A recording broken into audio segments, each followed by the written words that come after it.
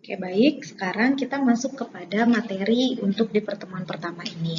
Jadi, keperawatan anak 2 itu seperti yang sudah mahasiswa baca di RPS, bobotnya adalah 2 SKS teori, gitu ya. Sehingga pembelajaran kita nanti akan berbasis teori selama sebanyak 2 SKS. Jadi, kalau sistem perkuliahannya itu 1 SKS teori setara dengan 50 menit, berarti pertemuan kita nanti ketika tatap muka itu kurang lebih 100 menit, gitu ya. Nah, pertemuan pertama kita akan membahas tentang konsep keperawatan anak dengan penyakit kronis. Nah, ini kenapa sih? Jadi ada terminologi, ada perbedaan nih yang harus mahasiswa tahu antara chronic illness dan chronic condition atau chronic condition gitulah ya.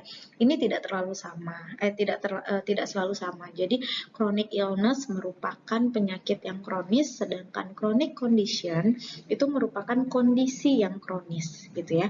Penyakit yang kronis dan kondisi yang kronis. Ini ada dua hal yang berbeda gitu.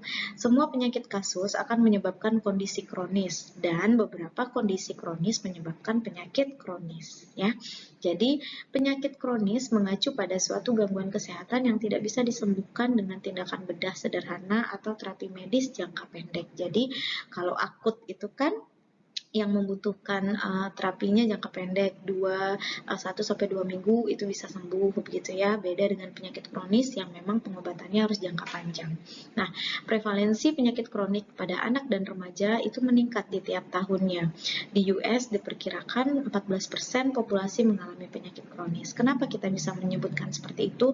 Karena era sekarang sudah semakin berkembang, baik itu lingkungan, baik itu teknologi, baik itu menu-menu masakan, terus kemudian bumbu-bumbuan begitu ya, yang memang mengakibatkan terlalu yang memang mengakibatkan terlalu menarik perhatian atau sangat menarik perhatian untuk dicoba oleh masyarakat begitu. Nah, identiknya atau ciri khas masyarakat Indonesia, ini masyarakat Indonesia orangnya gampang nerimo gitu ya. Kita suka menerima, kita suka gampang mengadaptasi dan mengadopsi budaya-budaya yang memang di luar sana sudah berkembang. Namun ada hal yang kita lupakan. Salah satunya adalah di luar negeri mereka suka junk food misalnya. Anak-anak kecil sudah terbiasa untuk makan junk food, makan burger kah, french fries kah, ayam goreng kah begitu ya. Mereka sudah terbiasa.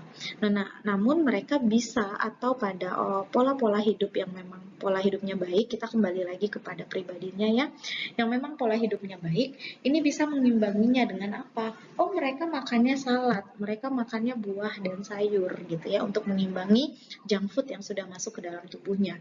Berbeda dengan pola hidup kita di Indonesia yang mungkin tanpa sepengetahuan kita atau tanpa sepemahaman masyarakat makan makanan yang junk food begitu ya, tetapi tidak diimbangi dengan buah dan sayur. Nah, itulah sebabnya kenapa sekarang di Indonesia pun angka kejadian obesitas pada anak itu sangat tinggi.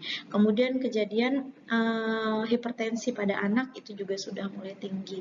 Di usia 13 tahun rata-rata sekarang anak-anak juga sudah mulai ada yang menderita hipertensi. Begitulah kurang lebihnya. Ada gula nggak, Bu? Ada. Pada anak-anak yang memang tidak dikontrol asupan esnya, asupan makanan yang high glycemic index-nya. Nah, ini dapat menyebabkan terjadinya diabetes mellitus pada anak usia muda, gitu ya. Oke, kita lanjutkan. Pengertian penyakit kronik ini merupakan suatu kondisi yang mempengaruhi fungsi keseharian penderitanya selama lebih dari 3 bulan dalam 1 tahun, yang menyebabkan hospitalisasi selama lebih dari 1 bulan. Dan dalam 1 tahun atau pada saat diagnosa dibuat terjadi salah satu kondisi tersebutnya. Inilah yang dikatakan penyakit kronis. Penyakit kronis termasuk diantaranya leukemia, kanker darah ya, kemudian thalassemia, hemofilia, keganasan lain pada anak seperti asma, diabetes, cerebral palsy, kanker, AIDS, cystic fibrosis, epilepsi, kelainan jantung bawaan, dan lain-lain. Nah, dampak penyakit kronis pada anak di sini sudah jelas berdampaknya kepada anak dan juga kepada keluarga. Kalau dari sisi anak yang pasti dari unsur fisiknya akan terjadi gangguan pertumbuhan dan perkembangan yang tidak sesuai dengan umur anak. Kenapa Bu bisa begitu?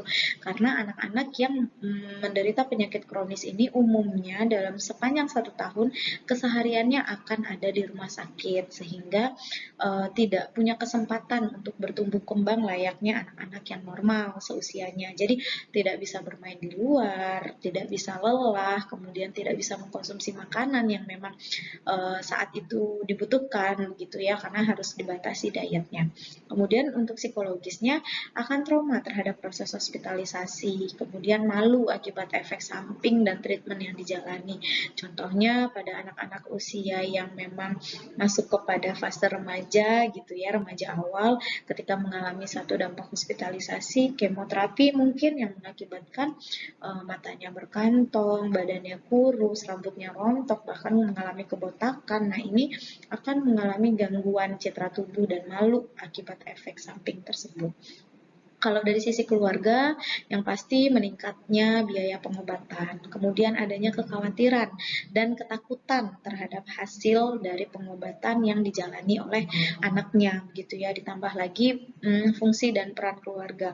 Ya, terbayanglah ya, bayangkan saja gitu ya, kalau ibu bawakan contohnya ke pengalaman ibu, 2 anak dirawat di rumah sakit selama 5 hari, ini sudah terjadi perubahan peran yang sangat drastis. Di satu sisi ibu harus menemani mereka di rumah sakit, satu sisi ibu harus mendampingi adiknya yang tidak dirawat, yang sehat di rumah begitu ya. Dan ini sangat mengganggu pola baik itu pola tidur, pola bondingnya di rumah, dan juga pola keseharian di rumah bersama anak-anak. Terbayangkan bagaimana kira-kira kalau pada penderita kronis yang mengakibatkan harus lama nih dirawat di rumah sakit begitu. Oke, dalam penyakit kronis ini kita harus memiliki atau mengembangkan yang namanya mekanisme coping. Mekanisme coping ini merupakan metode ya yang digunakan untuk melindungi diri terhadap stres dan mempertahankan keseimbangan status psikologis. Jadi sebelum nih anak-anak ibu yang sekarang masih muda, generasi Z ini, sebelum mengeluarkan statement, wah kena nih mental illness gue, atau wah mental illness gue terganggu gitu ya. Nah, sebelum itu keluar atau sebelum kalian merasakan gangguan terhadap mentalnya, sebenarnya kita bisa mengembangkan mekanisme coping dalam diri kita gitu ya. Mekanisme coping ini merupakan juga tindakan yang dilakukan untuk beradaptasi dengan stresor dengan mengurangi ketegangan akibat situasi tertentu. Jadi apa yang menjadi stresor kita? Misalnya, aduh saya mau dinas di rumah sakit, saya nggak siap deh bertemu dengan kakak ruangan itu karena waktu itu dari segi pembawaannya kayaknya agak pemarah gitu ya, tidak welcome. Jadi harus punya mekanisme coping. Apa mekanisme copingnya? Dari rumah ciptakan suasana hati yang nyaman. Kemudian sampai di ruang dinas, sampai di rumah sakit lebih dahulu menyapa. Kemudian hindari melakukan kesalahan. Nah, yang seperti itu juga disebut mekanisme coping. Kemudian dengan mekanisme coping, maka individu akan mempunyai waktu untuk menyelesaikan masalah dan beradaptasi dengan positif. Jadi, kalau ada yang atau anak-anak ibu yang sudah berhasil mengembangkan mekanisme coping dalam dirinya atau keluarga atau anak, maka ini bisa diselesaikan dengan masalah positif apapun permasalahannya gitu ya. Jadi nggak menangis-nangis, nggak galau-galau gitu ya. Jadi kita bisa melihat dari sisi positif dari penyelesaian masalah tersebut. Oke, coping terhadap penyakit kronis kalau anak biasanya mempunyai mekanisme coping yang adaptif dan maladaptif terhadap kondisi penyakit kronis. Jadi ada 4 mekanisme ya, bisa didapatkan melalui dukungan sosial untuk penyelesaian masalahnya, melalui pengaturan emosi dan pendekatan spiritual. Pengaturan emosi dilatih dengan metode relaksasi, distraksi, dan humor ya. Jadi kita ketika anaknya menangis harus diberikan, saat dia harus mendapatkan pengobatan, anaknya menangis, menolak, dan lain-lain, itu bisa kita lakukan dengan metode relaksasi atau distraksi serta humor. Kalau pendekatan spiritual, anak sedari dini sudah diajarkan untuk berdoa dan tetap mempertahankan keyakinan dan harapannya.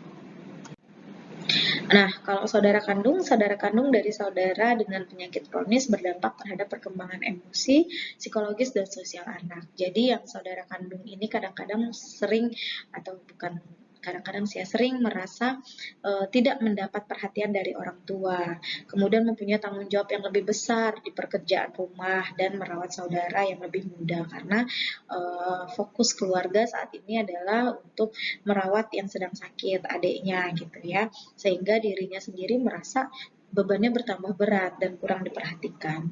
Kemudian untuk keluarga dan orang tua akan muncul tugas keluarga yang lebih kompleks, tanggung jawab dan perhatian menjadi lebih besar, tugas untuk mengidentifikasi kebutuhan khusus anak, harus adanya pembiayaan yang bertambah, kekhawatiran akibat ketidakpastian terhadap masa depan, kehilangan secara emosional, reaksi terhadap stigma dalam masyarakat, isolasi sosial, dan kadang kehilangan kesempatan untuk bisa bermasyarakat secara normal.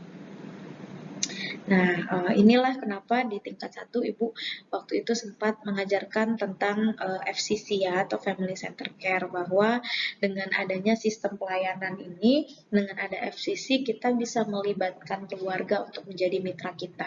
Kita bisa meningkatkan kompetensi keluarga, memberikan kekuatan kepada keluarga, sehingga anak-anak dengan penyakit kronis ini juga memiliki pengalaman atau memiliki kesempatan untuk terus bertumbuh dan berkembang di tengah-tengah keluarganya. Begitu juga dengan keluarga. Jika keluarga sudah memahami konsep dari FCC sendiri, maka keluarga ini dapat terus memupuk perasaan dan semangatnya untuk merawat anak dengan penyakit kronis. Nah, jika kita melihat kepada respon orang tua terhadap anak yang menderita penyakit kronis, pasti ada tahapannya ya. Tahapan yang pertama, orang tua tersebut pasti akan menolak, kemudian akan marah, angry gitu ya, kemudian tawar-menawar, kemudian bergening ya, kemudian orang tua akan mengalami depresi, dan akhirnya orang tua akan masuk kepada fase menerima. Nah, inilah respon orang tua ketika menghadapi anak dengan penyakit kronis. Contoh kalau pada penyakit leukemia, kenapa sih harus anak saya? Kenapa tidak saya saja? Kenapa? Nah, banyak ya pertanyaan-pertanyaan menolak, kemudian marah, merasa tidak adil begitu ya, kemudian tawar-menawar, bisa tidak anak saya begini gitu ya, atau saya saja, kemudian depresi, menangis, tidak ada yang ingin orang tua anaknya itu sakit ya, dan akhirnya bisa menerima. Nah, sudah selesai ternyata materi kita di pertemuan pertama. Mudah-mudahan paparan materi Ibu tadi bisa dimengerti, dipahami, dan seperti biasa di rules-nya pertemuan kita di keperawatan anak ini selama 14 kali pertemuan nanti akan ada UTS dan UAS ya. Materi dari materi 1 sampai materi ke-7 itu nanti Ibu yang akan mengisi. Sementara materi 8 ke 9 ini akan ada penugasan. Jadi tugasnya ini. Pertemuan 8 mahasiswa membahas tentang juvenile diabetes, 9 AIDS, 10 SLE, 11 retinoblastoma. Ini sepertinya akan Ibu edit ya. Jadi nanti tolong sipennya temui Ibu. Jadi ini pertemuan 8 bukan hanya membahas satu kasus. Jadi seperti biasa mahasiswa akan dibagi menjadi beberapa kelompok sehingga nanti ketika presentasi kasus, presentasinya langsung di kelas. Dan ini Ibu rasa sangat menyenangkan karena kita diskusinya langsung di kelas, tanya jawabnya langsung di kelas dan langsung di komen di kelas gitu ya. Jadi mudah-mudahan ini akan Ibu tambah nanti dan mudah-mudahan nanti kegiatan perkuliahannya akan semakin menyenangkan gitu ya. Mohon izin ingatkan Ibu Sipen untuk kita membahas kelompok apa saja nanti yang akan kita jadikan penugasan. Oke, itu saja dari Ibu materi untuk hari ini. Ya, itu saja materi kita hari ini. Nanti mahasiswa bisa melihat di PPT yang sudah Ibu share begitu ya, dan juga nanti ada link atau video dari Canva untuk penjelasan visi dan misi gitu ya. Itu saja Ibu akhiri pertemuan hari ini. Sehat selalu, Ibu tunggu di kampus. Mudah-mudahan kegiatan perkuliahan kita selalu selama 1 semester ke depan diberikan kelancaran. Amin ya Allah. Ibu tutup perkuliahan kita dengan wassalamualaikum warahmatullahi wabarakatuh.